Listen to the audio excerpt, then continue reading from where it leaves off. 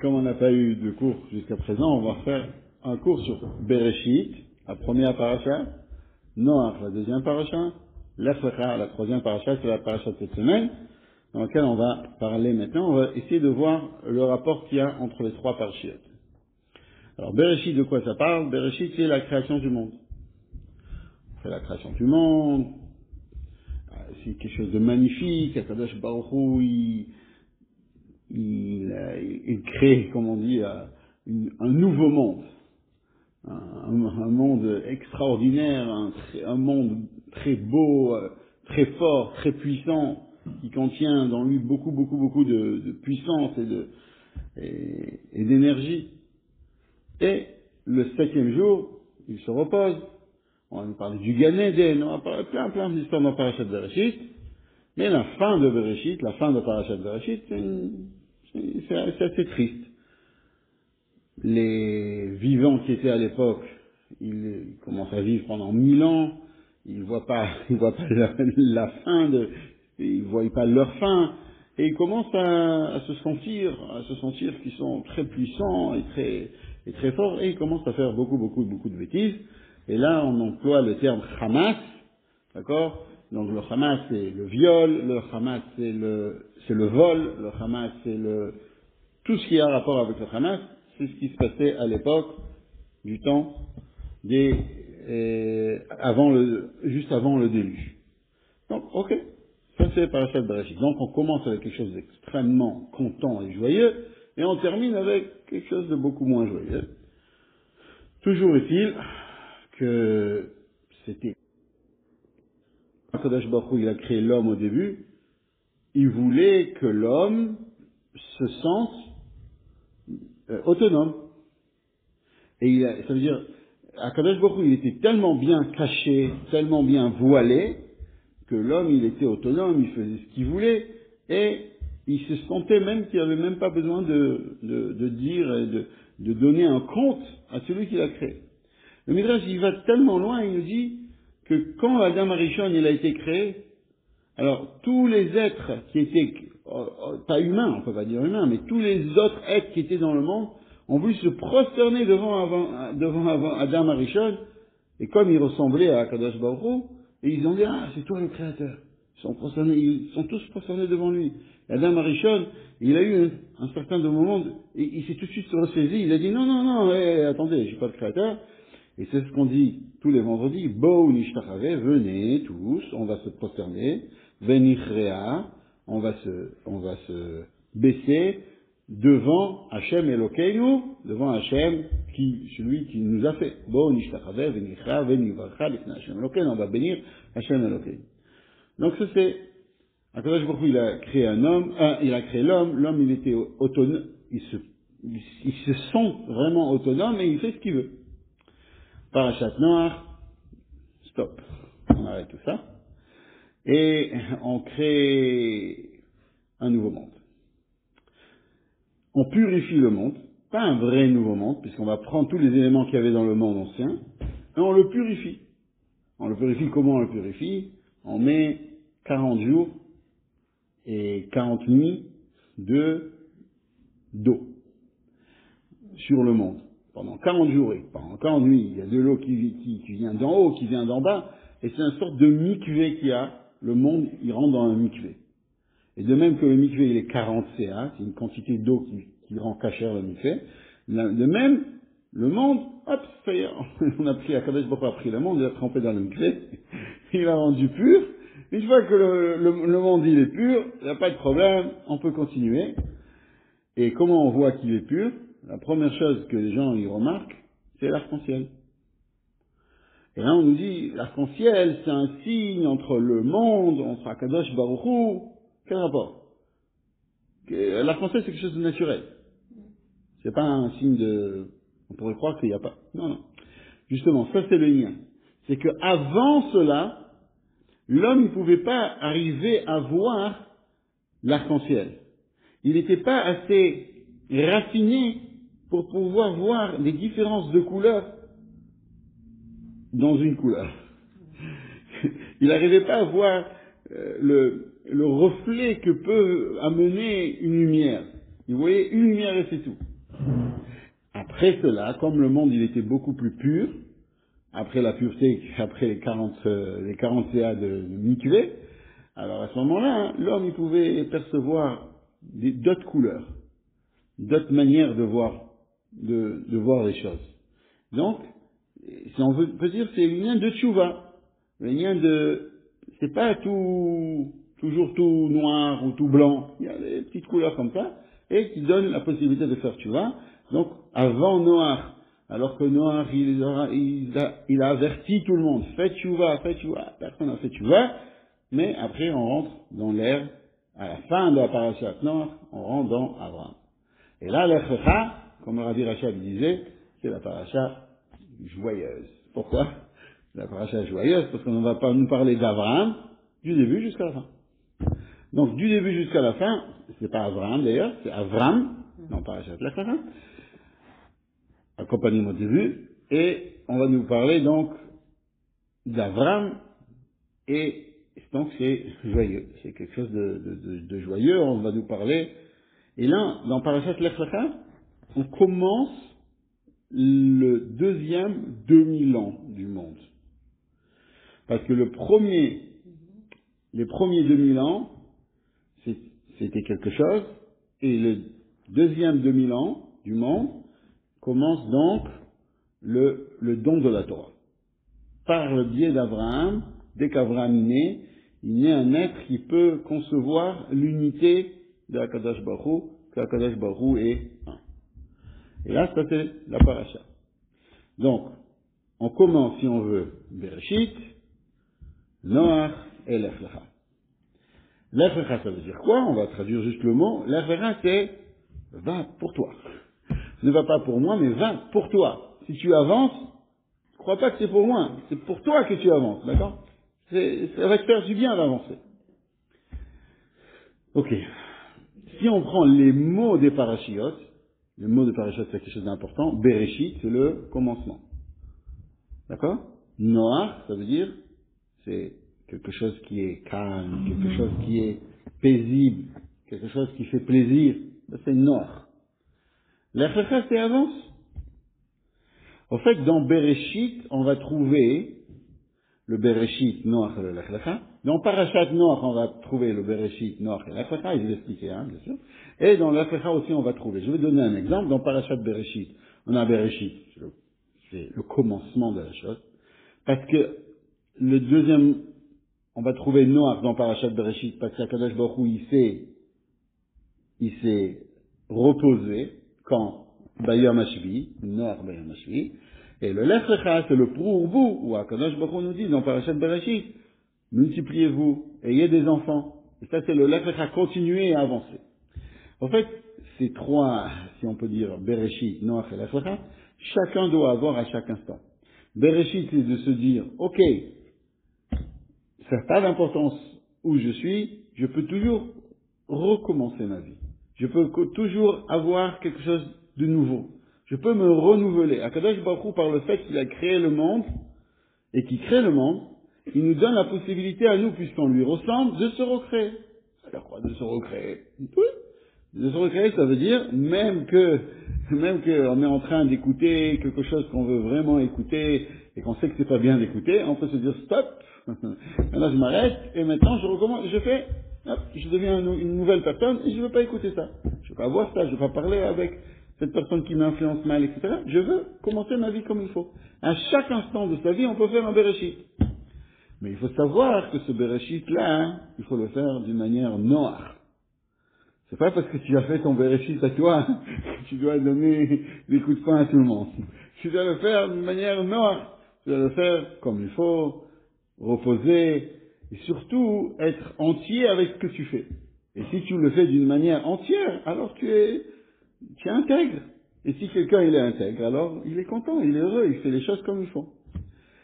Après qu'il est arrivé à ce niveau, la personne elle doit se dire, Lech Lecha. Ok, je suis arrivé à un niveau, j'ai commencé mon Bereshit, j'ai été noir, je l'ai fait comme il faut, gentiment, mais il faut avancer. Il ne faut pas se dire, ah, ça y est, j'ai déjà fait le Bereshit, c'est fini. Non, il faut toujours avancer, toujours avancer, toujours avancer. Ça, c'est ce qu'on peut apprendre les 3 parchiotes, puisqu'on n'a pas eu l'occasion de parler, on a parlé maintenant d'un sujet qui rapproche les 3 parchiotes. Maintenant, comme on est Parashat Lech Lecha, on va essayer d'expliquer ce qui se passe dans Parashat Lech Lecha, mais Parashat Lech Lecha commence, comme on a dit, dans Parashat Noach. Donc, dans Noach, à la fin de la Parashat de Noach, on nous parle d'un monsieur qui s'appelle Terach. D'accord? Terach, qui c'est Terach? C'est le père d'Abraham Avinu. Le père d'Abraham Avinu, il a 3 enfants. Il a Nahor, on va le voir après, par rapport avec Lavan et Rivka, etc. On va en parler après de Nahor. Et il a Haran. Et Abraham. D'accord? 3 enfants. Nahor, Haran et Abraham. Haran, il y a une histoire avec lui, il est mort. Pourquoi il est mort? Peut-être si on a le temps, on va parler de ça. Qu'est-ce qui nous reste? Il y en a un qui meurt. Il reste 2. Nahor et Abraham. Maintenant, c'est vrai qu'Haran il est mort, mais il a laissé une descendance. Il n'y a pas n'importe quelle descendance, il a laissé 3 personnes très importantes. Haran il nous a laissé, Lot, c'était son fils, et 2 filles, Milka et Iska. 2 filles, Milka et Iska. Nahor, il s'est marié, vous suivez là un petit peu? Nahor, il s'est marié avec Milka. Donc, le Nahor, c'est le frère d'Abraham. Abraham, ils étaient 3. Haran, Nahor et Haran. Haran, il a 2 filles. Le fils, on a parlé, ça y est. Maintenant, on parle de 2 filles. Une Milka et une Iska. Milka, elle se marie avec Nahor. Exactement. D'accord. Et donc Haran, c'est devenu, Nahor, il est devenu le beau-frère de Haran. Et Abraham, il se marie avec Iska. C'est qui Iska? C'est des nièces. C'est qui Iska? C'est la sœur de Milka. Iska, c'est Sarah. Pourquoi elle s'appelle Iska? Parce qu'elle a la possibilité de voir. Iska, c'est Socha, celle qui voit, celle qui regarde, celle qui voit au loin. Elle ne voit pas que ce qu'il y a ici devant elle. Elle a un sentiment. Elle a quelque chose qu'elle arrive à voir, à sentir. Et si tu veux, c'est le commencement de la mère juive. Ça, c'est Iska. Elle voit, elle a une vue, elle a une vision. Et ça, c'est Sarah. D'accord? Donc, Abraham, il est marié avec sa nièce, et Nahor, il était marié avec sa nièce, mais le beau-père, il n'était pas là. Il est mort. Alors, comment il est mort, Haran? Alors, il faut savoir qu'il y a 2 histoires si on veut, dans le Mikra, dans toute l'histoire. Il y a 2, disons, dans le Tanakh, ce qu'on dit la Bible, il y a 2 histoires de personnes qui ont été jetées au feu. Une, elle est écrite d'une manière, elle est marquée, et l'autre, elle n'est pas marquée, c'est le Midrash qui ramène. Bien sûr, si le Midrash ramène quelque chose, il déduit des psukim, il déduit des versets, et chaque chose qui est marquée dans le Midrash, il faut le comprendre, mais le Midrash nous raconte l'histoire. Alors, l'histoire, on avait parlé de ça l'année dernière, mais on va le raconter. On va raconter en bref. Abraham vient et il casse toutes les statuettes qu'avait son père. D'accord? Il casse toutes les statuettes qu'avait son père. Et son père, ça lui a pas plu, puisqu'il vendait des statuettes. C'était l'importateur en chef, non seulement l'importateur, celui qui crée les statuettes de l'époque. Ça lui a pas trop plu.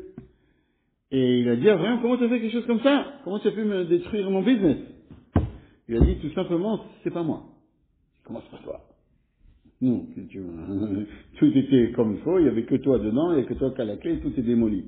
Non, il y a une femme qui est venue et qui a amené une offrande à la petite statuette. La grande statuette elle s'est énervée contre la petite statuette, elle a pris un marteau, elle a tué La petite statuette. La petite statuette, elle s'est énervée, la grande statuette, elle est venue, la petite elle est venue, elle dit, hey, toutes les statuettes, ils se sont battues, et j'ai essayé de faire la paix, j'ai pas réussi à faire la paix, tout le monde s'est détruit, tac, tout le monde est mort.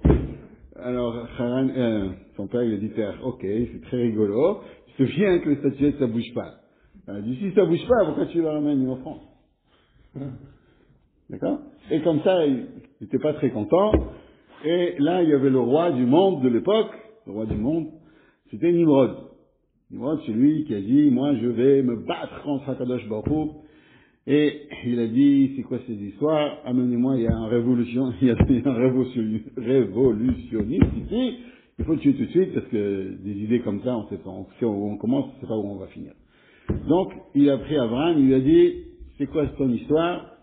Il a dit, ben moi je travaille, je suis Ivri Anochi, comme on dit, je suis Abraham, je suis un Ivri, Abraham à Ivri. Et Ivri, c'est tout le monde est d'un côté, et moi je suis de l'autre. Je suis pas un poisson mort, je suis un poisson vivant. Poisson mort, comme on avait dit, déjà on a dit ça dans un cours, quand on le voit sur le fleuve, alors qu'est-ce qu'il fait? Il va avec le fleuve. Alors que le poisson vivant, il sait aller de l'autre côté du fleuve, il contre le courant. Je suis ivri et je crois en Hachem Echad, en un Dieu. Il lui dit, nous, on ne croit pas à ça, nous on croit en ce qu'on voit. Donc il y a de l'énergie, il y a du soleil, on va travailler donc l'énergie, le soleil, on ne va pas travailler autre chose. Alors Abraham il a dit, ok, dans ce cas-là, qu'est-ce que tu fais la nuit? Et ça a commencé une discussion. Qu'est-ce que tu fais la nuit? Alors il dit, oh, tu sais quoi, j'ai pas réfléchi à ça, mais c'est vrai que l'énergie de la Lune aussi, elle est très importante, on peut essayer de travailler, de négocier avec. Il a dit, ok, qu'est-ce que tu fais quand tu vois pas le soleil et la Lune? Il y a des nuages, peut-être on va travailler les nuages. Il a dit, tu sais qui amène les nuages? C'est le vent, bon, il faut travailler aussi le vent. Et là, bon, écoute, on va essayer, on va voir les énergies, qu'est-ce qui est la plus forte. Moi, pour l'instant, ici, on travaille le soleil, alors je vais prendre du feu, et tu vas rentrer dedans. On va voir si ton énergie, elle est plus forte que mon énergie. Et là, il a fait un feu énorme, et Abraham a vu nous, il a mis Abraham dedans, d'accord? Et Abraham, il est sorti vivant. Et là, ils ont eu très très peur de voir quelqu'un qui sort vivant de Kivshan Haesh. Kivshan Haesh, c'est pas un petit feu, c'était un feu très très très très très important. Et avant cela, on avait demandé à Aran, tu es avec ton père, avec Terach, avec Nimrod, je n'ai pas marqué son père, mais est-ce que tu es avec Nimrod, pardon, plus exactement, ou tu es avec Abraham? Il a dit, on va voir qui c'est qui est le plus fort. Et là, il est mort. Parce que quand il a vu qu'Abraham, il est rentré dans le feu, lui aussi il est rentré dans le feu, mais là, Akadosh Baruch Hu ne l'a pas sauvé, il est mort. L'histoire raconte que d'aller dans le feu, ça s'est passé, on va dire oui, à peu près 2000 ans après, il y avait un roi, un roi très puissant, il s'appelle en français Nabucodonosor, ça s'appelle Nebuchadnezzar, et Nebuchadnezzar, lui, quelques années, quelques dizaines d'années à peu près, d'accord? Je dis à peu près parce que 7 ans, on ne va pas entrer dans les détails, à peu près 10 ans avant la destruction du temple, il est venu à Jérusalem, il a pris les gens les plus érudits qui se trouvaient à Jérusalem. Et il leur a dit, vous allez venir chez moi, vous allez devenir des vrais Perses, je sais pas, des Babyloniens, pardon, vous allez devenir des vrais Babyloniens, et vous allez être des savants, etc. Il y avait toute une tornite. Il y avait, comment on dit, un programme, une stratégie de prendre les Juifs, de prendre l'intelligence qu'il y avait dans chaque nation. Il y avait tout un programme. Toujours est-il qu'à un certain moment dans le programme, il y avait, comme dans certains endroits, jusqu'à maintenant ça existe, dans certains endroits, il faut tous se prosterner devant le chef, devant le leader, et il fallait se prosterner devant une des statuettes. Et là, il y avait Hanania, Michaël, Vazaria. Je vous raconte ici maintenant ce qui est marqué dans la Bible, dans le Tanakh. Et eux, qu'est-ce qu'on fait? On va se prosterner devant une statue. Un juif, il n'a pas le droit de se prosterner devant une statue. Et ils ont dit, si on se prosterne, Akadosh Baruch Hu va nous sauver. Alors on leur a dit non, il ne va pas vous sauver. Il va pas vous sauver. Ils ont demandé aux Kohanim, vous n'allez pas être sauvés. Ils ont demandé, tout le monde a dit, vous n'allez pas être sauvés. Et là, on a dit, le Nebuchadnezzar a dit, c'est ou la statue, ou le feu, encore une fois. Et ils ont dit, on préfère le feu que la statue, et ils ont été sauvés. Ils ont été sauvés. Toujours pourquoi? Parce que la Gemara a dit, parce que on ne fait pas un miracle à celui qui s'attend au miracle. Qu'est-ce que ça nous apprend? Ça nous apprend que des fois dans la vie, on voit des choses qui sont très très difficiles, mais il faut pas croire qu'on va avoir un miracle. Il faut faire ce qu'on doit faire parce qu'on doit le faire. Pas parce qu'on va avoir un miracle, etc., etc. Nous, on fait ce qu'on doit faire. Et après, c'est Akadosh Baruch Hu qui choisit son chemin, qu'est-ce qu'il veut. Parce que si on vit que, si on va faire ça, on va recevoir ça, on va faire ça, on va faire ça, alors des fois, Hachem ne fait pas la chose. Il faut vivre tel que Hachem, il nous demande de vivre. Ok. Donc, on a compris l'histoire de Haran, on a compris un petit peu comment c'est passé, et tout de suite après, on commence Lech Lecha, Me'artzecha, Me'artzecha. La première fois qu'on va nous parler d'Avraham Avinu, on va nous parler d'un ordre que Avraham Avinu a. Lech Lecha, c'est un ordre. Akadosh Baruch Hu donne un ordre à Avraham, Lech Lecha. Va-t'en. D'ailleurs, la Chassidut, elle explique, Me'artzecha, c'est il y a Me'artzecha, Mi Moladzecha, d'où tu es né, Mi Beit Avicha, de la maison de ton père, et va vers Eretz Israël. Ces trois niveaux, ces trois sortes de croyances, je ne vais pas rentrer de ça dans ce cours-là, mais ces trois sortes de croyances que Abraham avait avant, et enlève tout ça et va dans la terre de Canaan. Dans la terre de Canaan, on avait déjà parlé de ça dans Parashat, ensemble dans la Parashat Shlach Lecha. Ça ressemble un petit peu, Lech Lecha, Shlach Lecha. On avait expliqué que Eretz Israël c'est Eretz Canaan, et Eretz Canaan c'est l'endroit où on fait du business. C'est l'endroit où on peut gagner de l'argent. Ça c'est Eretz Canaan. Canaan, Knaani, le mot Knaani c'est quelqu'un qui vend et qui achète. Et on avait expliqué que pourquoi? Parce que ça va sur la Neshama qui, elle doit aller des niveaux où elle est et aller dans ce monde ici, en bas. Et parce que dans ce monde ici, en bas, elle va pouvoir acheter. Qu'est-ce qu'elle va pouvoir acheter? Elle se trouve en bas.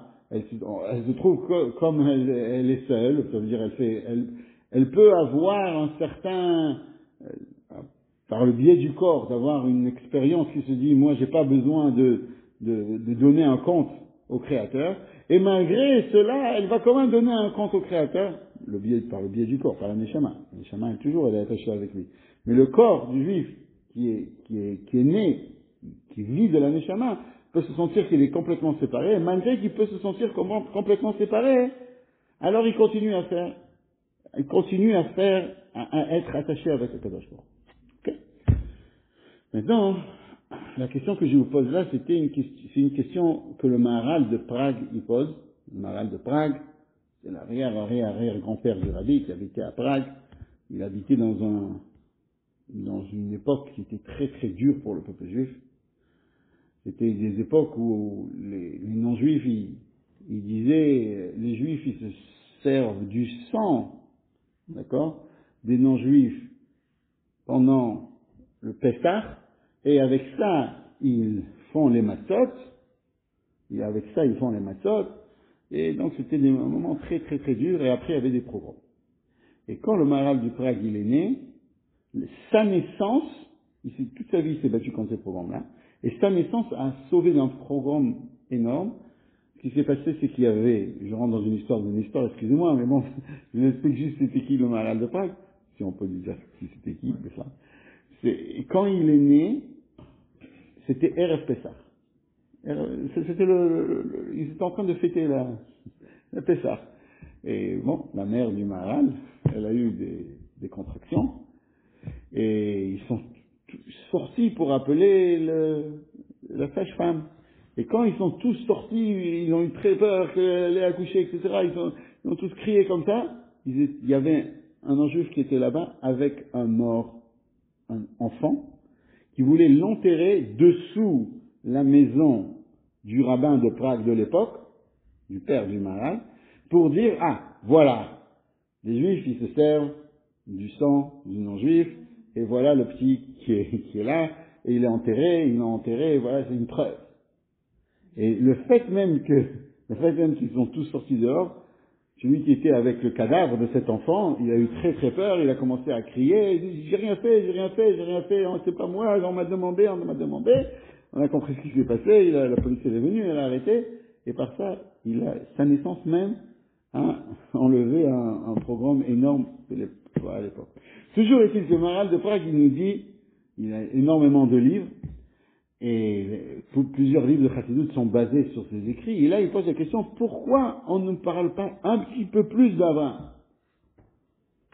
On parle très très peu d'Abraham. On dit, voilà, Abraham, c'est le fils de Terre. Très bien. Il s'est marié avec telle et telle femme. Son frère, il s'est marié avec telle et telle femme. On a presque un petit peu plus de frères que d'Abraham. Mais Abraham, il a eu toute une histoire. Avant l'Echlecha, il s'est battu contre Nimrod. Il est rentré dans le feu, ça c'est une des histoires qu'il a eues, mais il y a eu beaucoup d'histoires avant. Pourquoi toutes ces histoires d'Abraham sont marquées dans le Midrash et ne sont pas marquées dans la Torah? C'est la question qu'il a. En fait, il nous dit, parce que Abraham c'est le premier juif. Et si Abraham c'est le premier juif, alors si on nous parle, la première chose qu'on va nous parler, quand on va nous parler de Abraham, c'est de l'Ech Lecha. Ça veut dire que la première chose qu'un juif il doit faire, c'est l'Ech Lecha. Le Lech Lecha, attends, ça veut dire quoi? Ça veut dire que le juif il n'est pas comment un être juif doit être, c'est quelqu'un qui doit faire un commandement. Le peuple, le juif sa mala, sa qualité, elle est uniquement parce qu'il fait le commandement divin. Même si quelqu'un, il arrive à se battre contre le monde entier, se battre contre Nimrod, nager de l'autre côté, nager de l'autre côté du courant, tout cela, c'est très important. Mais le vrai point, le point réel, c'est le fait qu'il fasse ce qu'on lui dit de faire. Si on veut, ça c'est le bitoul. On a deux parashiyot qui sont très importants dans le peuple juif, c'est le Shema Israël et le Va'aya im Shamoa. Ça c'est pas dans le Maharal, ça je rajoute. Le Shema Israël et le Va'aya im Shamoa. Shema Israël, c'est de recevoir le joug de Akadosh Baruch Hu sur nous. Akadosh Baruch Hu, tu es là, on a le joug. La deuxième paracha, c'est le joug des mitzvot. On reçoit sur nous le fait qu'on doit accomplir ce que toi, tu nous demandes de faire.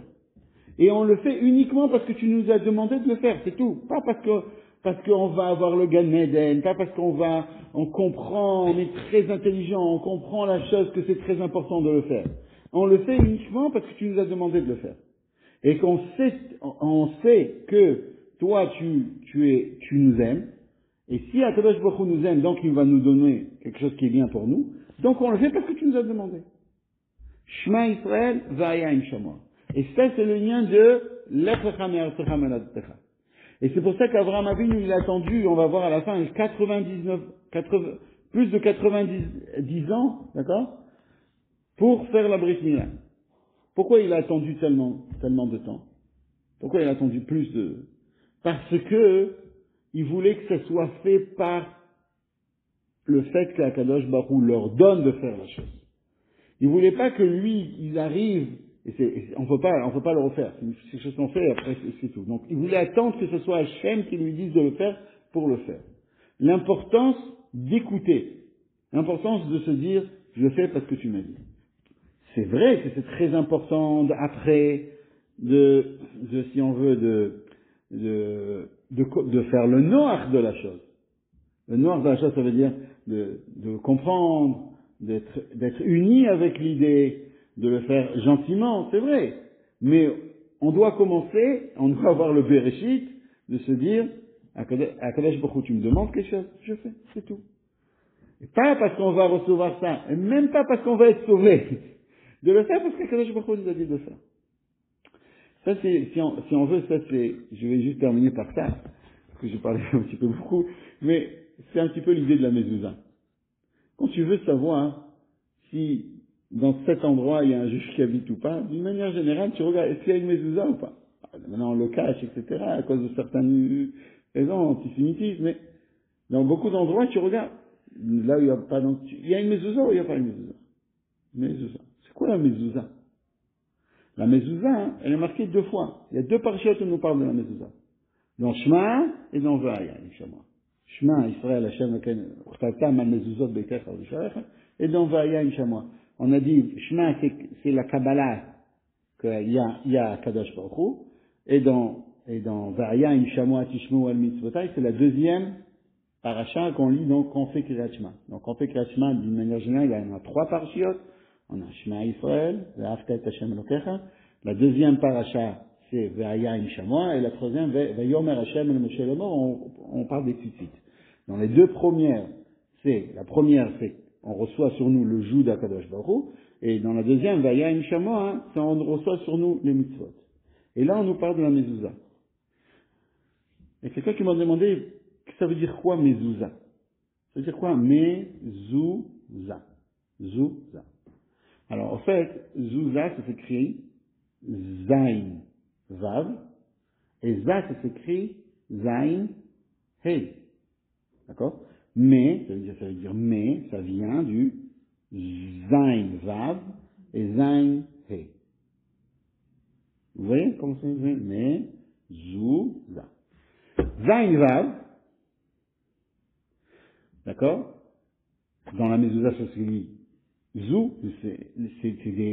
si ça se lit Zou, c'est uniquement parce qu'on a mis un chourouk dessus.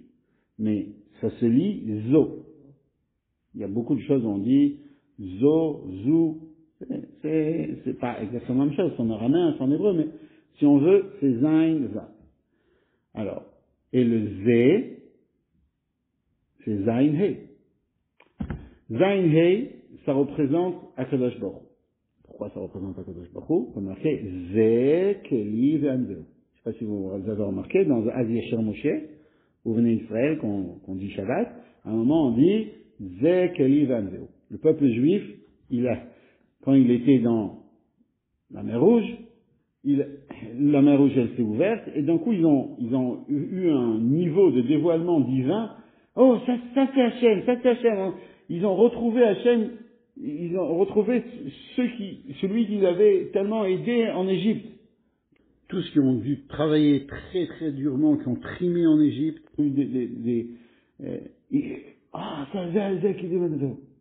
on voit maintenant des gens qui étaient dans les grottes du Hamas, etc. Ils parlaient avec Hachem, tout le temps ils parlaient avec Hachem.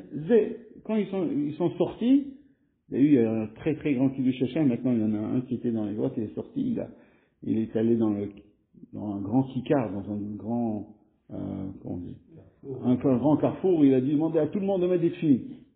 C'est vraiment, et quand ils étaient en Égypte, ils avaient, comme ils souffraient tellement, ils sentaient la divinité avec eux. On n'arrive pas tellement bien à comprendre comment c'est possible, mais c'était comme ça. Et quand ils sont sortis d'Égypte, et quand ils ont été sauvés, ils ont dit, ça c'est Hachem qui nous a sauvés, Zé Keli Manjo, et c'est appelé Zé. Zo, ça va sur le peuple juif. Il y a un passouk clair qui dit Am Zo, Yatarti li. Ce peuple, Zo, il y a marqué, ce peuple c'est le Zo, Yatarti li, j'ai créé pour moi, Teilati et Sapeo, c'est eux qui vont raconter ma Teila, ma gloire. C'est eux qui vont raconter ma gloire. Donc, Zé c'est Akadosh Baruch Hu, Zo c'est le peuple juif. D'accord? Et quand tu parles de Zouza, mais de Zouza, ça veut dire c'est l'attachement qu'il y a Akadosh Baruch Hu avec le peuple juif. Et si on veut, ça, c'est le semen qui c'est un juif. Quand on veut nous dire c'est quoi la Théouda d'un juif, c'est quoi comment on dit la Théouda la carte d'identité d'un juif, c'est la Mezouza. Mais tout ça, c'est que Akadosh Baruch Hu et le juif, ils sont ensemble. Ils sont liés. Et ils se trouvent, avant que tu rentres dans la porte, tu sais que dedans, la Shrina, elle va rentrer.